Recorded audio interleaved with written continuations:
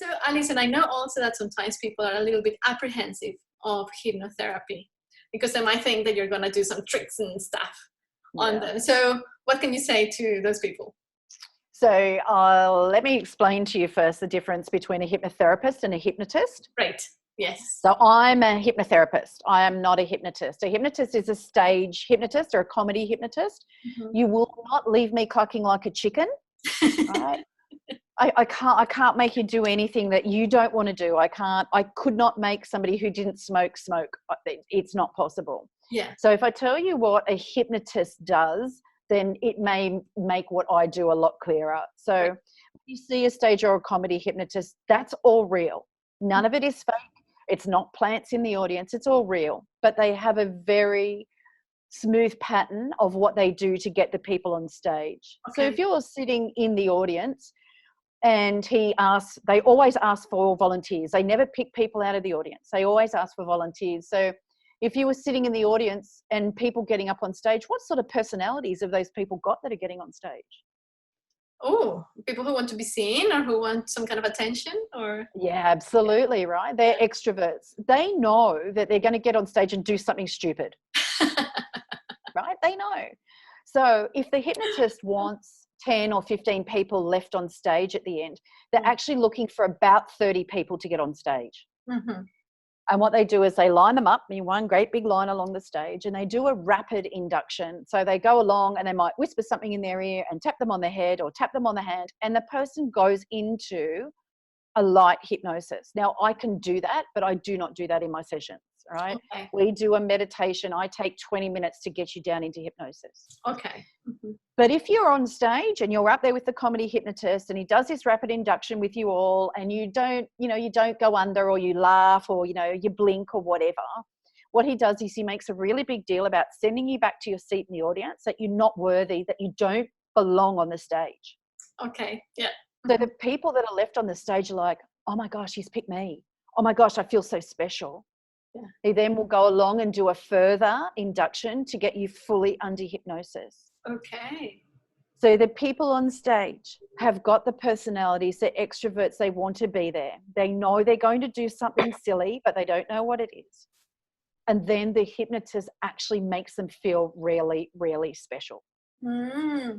So they've got what they're looking for. So that's why when he goes and says, every time you hear the word, food, you're going to cluck like a chicken, or every time you hear this music, you're going to get up and sing and dance like Michael Jackson. They want to be there. They want to do it. And that's why it works. Okay. So because there's a little bit of also excitement and people are saying yes to that. That's basically. Right. Yeah. The ego's taking over in that case. Okay, interesting. And so the difference with a hypnotherapist. Yeah. So the difference with the hypnotherapist is that I will do a 20-minute meditation to take you down into hypnosis. Mm-hmm. So the hypnotist will also say to you that, the things that you are doing will last, for an hour and a half. What the suggestions we're putting in as a hypnotherapist are that it will be longer lasting. You won't walk out an hour and a half later, feel like everything's gone back to normal. That just doesn't happen. Yeah. So the things that we're doing are life changes for you. Mm-hmm. Mm-hmm. And I suppose you come to a hypnotherapist for the relaxation, my sessions are counselling sessions as well. I'm doing my diploma of counselling at the moment to formalise everything that I do. Mm-hmm. So there's a lot of, talking at the beginning where you can talk to me and tell me how you're feeling. And then we go into the hypnotherapy. So some of the talk therapy that you are doing can lend and help and mold the way that a hypnotherapy session works. Okay, fantastic. I think that clarifies a lot and demystifies hypnotherapy. There's no looking into my eyes, pendulum. And the reason they do that, and I found this really interesting, the reason they did that and why all that came about was for Hollywood. Yeah, like right? Many other things, right? Yeah. Many other things, because to video a hypnotherapy session would be me sitting in a chair talking and you laying in a chair with your eyes shut. So it's pretty boring, right? Yeah, that's not movie worthy. No, definitely not. So the whole, and look into my eyes, that's all for Hollywood. Yeah, okay, well, thank you. Thanks for clarifying that, Alison. I think it's important. My pleasure. Yeah. You know, so how does hypnotherapy, let's talk a little bit about now the kind of most common issues that you have found as a practitioner. What do people come needing help with? So what people come needing help with and what the actual issue is are two totally different things. So the majority of my clients I have a huge weight loss following because of my story and how I got to be where I am. I'm really open and honest on my Facebook page about where I've been, where I am, and where I'm going to. So I feel that is relatable, and people go, well, she used to be 130 kilos. She used to have depression. She used to drink. So people will come to be, to lose weight or to stop drinking. And when they sit in the chair, 99% of the time is the first realization that they have from just having a conversation, just being able to talk, that they're the byproduct of either anxiety or depression. So I specialize in anxiety and depression. Awesome. It's what I attract mainly. And then the other things just flow on from there. Yeah. So would it be okay if I give you and the listeners my definitions of anxiety and depression? That was my next question. So yes, please. Great. Awesome. So depression's when you're living in the past.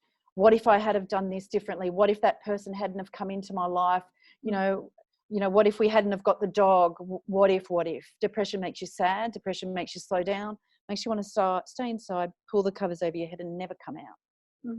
Now, with hypnotherapy, we cannot change the past.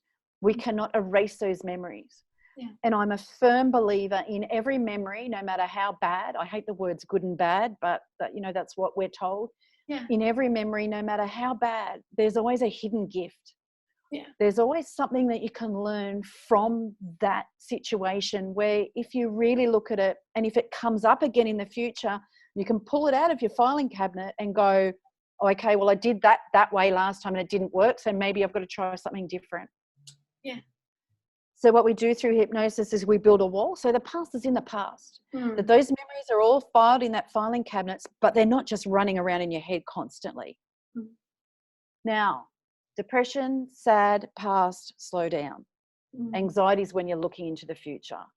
Now, currently we're chatting and it's 2:36. I can't tell you what's going to happen at 2:37. Yeah. That doesn't mean that we don't have hopes and dreams and goals for the future. What it does mean is that we don't have 50,000 scenarios about the goal of becoming a yoga teacher, about what can go wrong. Yeah. The unconscious mind, Laura, has been trained to only focus on the negative.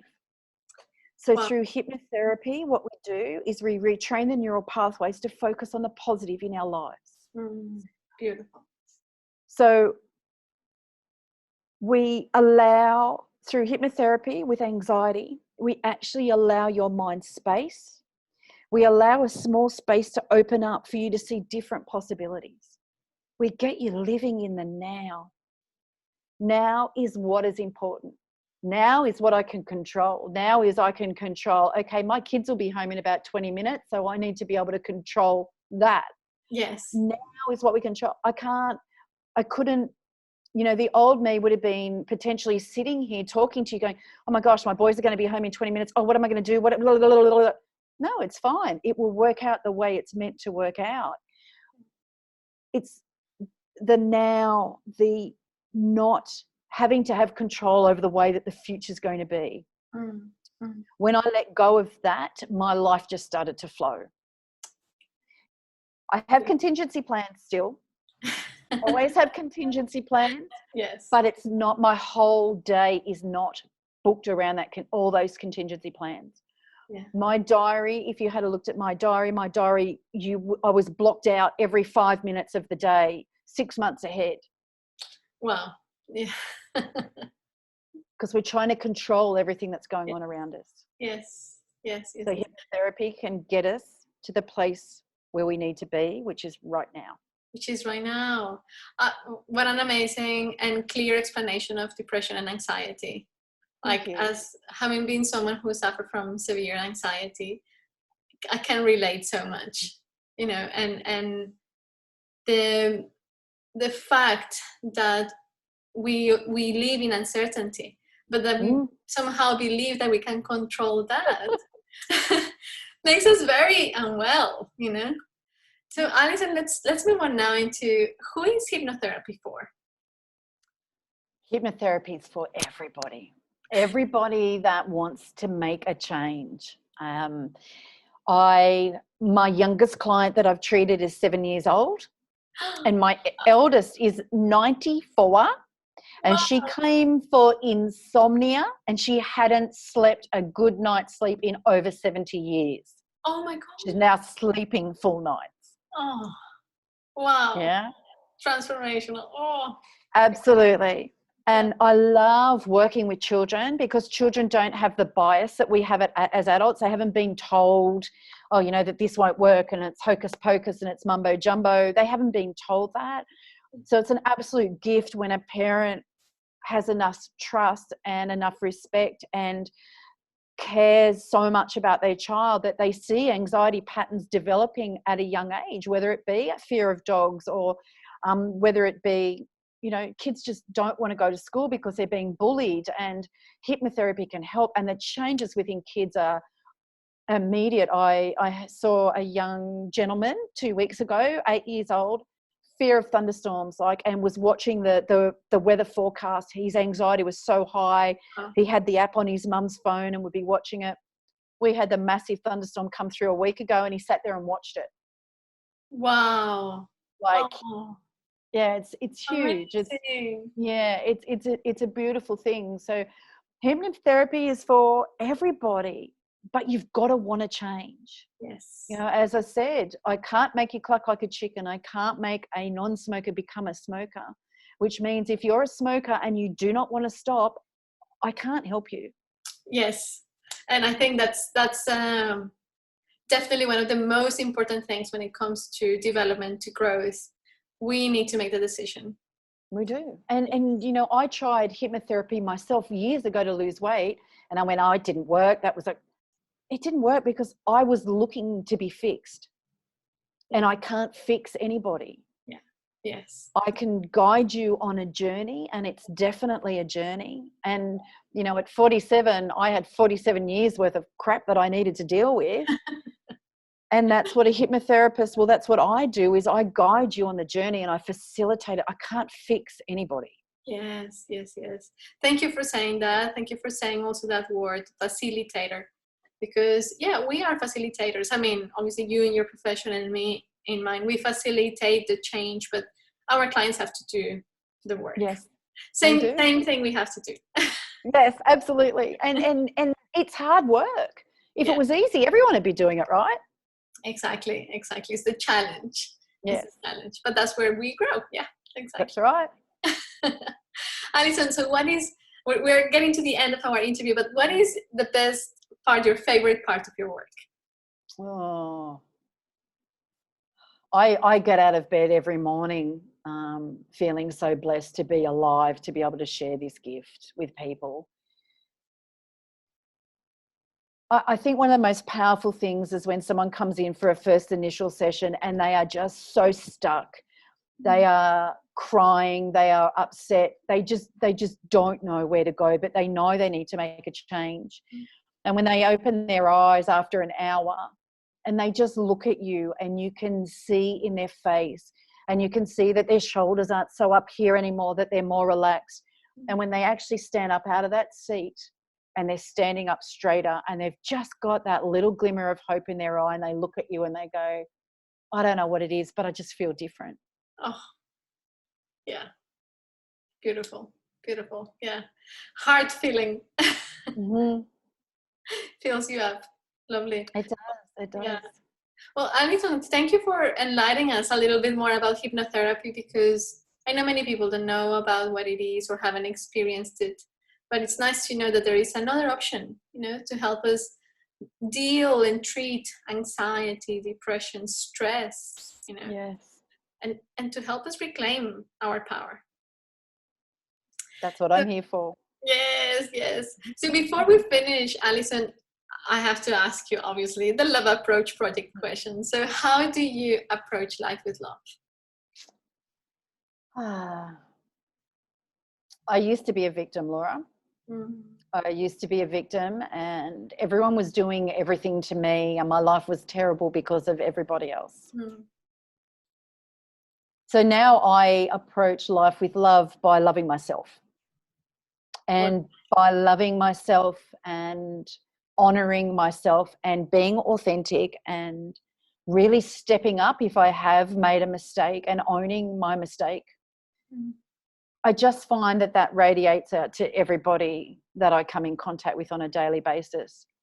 I also make it my mission that when I'm out in public, that I smile at people who have got their eyes down on the ground, that I may even say hello to people, just so that they know that there is people that care. Yeah, beautiful, powerful. Thank you. Thanks, Alison. What a wonderful interview. I really thank you for having said yes to this time. I know we nearly couldn't do it. nearly, but then I went, no, this is really important. This is something I have to do. Yes, thank you. So Alison, where can people find you? So my website is the best place to go to. So it's www.alasana.com. So ALASANA. Right. Also my Facebook page, Alasana Hypnotherapy and Yoga. Okay. I am really, really active on my Facebook page. I do a lesson every day. I'm up to lesson 865 today. Wow. I thought I'd do 7 lessons. I do a lesson every day, and it may be, an inspirational quote or something that a client has said to me that's resonated. Or some days I get on there and I do live videos because I'm angry and something's triggered me. That reminds me of what I wanted to say before. So thank you for asking that question. I just want to make it really clear to everybody that I will always have anxiety and depression, always. But I now control it. It doesn't control me. Yes. My bad days aren't 5 days in bed without having a shower. My bad days are now I might wake up feeling a little bit funky and then sit there and go, so why am I feeling like this? Oh, well, I've got a headache. Great. So take a Panadol. Or, okay, someone's triggered me. Someone's done something and it's triggered me. So what's it triggered in me and what do I need to do to work through it? So that's why I do these lessons every day in the hope to inspire one person to reach out and get help, or for somebody to be sitting at home going, oh my God, someone is going through exactly the same thing as I am today. So that people know that they're not alone. Yeah, thank you, Alison. I believe that that's so important because, and what you just said, it doesn't mean that we will never experience anxiety again or feel down or have bad days, Right. It just means that we can and we have the tools to work through that. That's why I also created this podcast. It's a reminder that there are many options for us to work through all of that, to support each other. That's right. And, the more people that become conscious and awake, the bigger just the healing can happen as you're walking down the street. It's crazy what I'm experiencing right now. Yes. And when you come from a pure heart, a pure intention, you are of service like that. So I thank you, Alison, because I know that many people have, changed their lives thanks to you following your passion, you following your own path of healing and growth. And that is, that has no price. No, thank you. And the healing continues. I work with an energetic healer. I still have hypnotherapy done every so often. It has to continue. Yes. Love it. So you were saying Facebook for you, your website, and that's good. So now everybody, you know where to find Alison. She also sees clients on Zoom, if I'm right. I do. Right? Yes, I do. I've got clients all around the world, Perth, South Australia as well. So absolutely, I can see you via Zoom. I'm actually based in the Sutherland Shire, down in Sylvania Waters near Cronulla. Very easy access to me too, but absolutely happy to see people over the internet. Fantastic.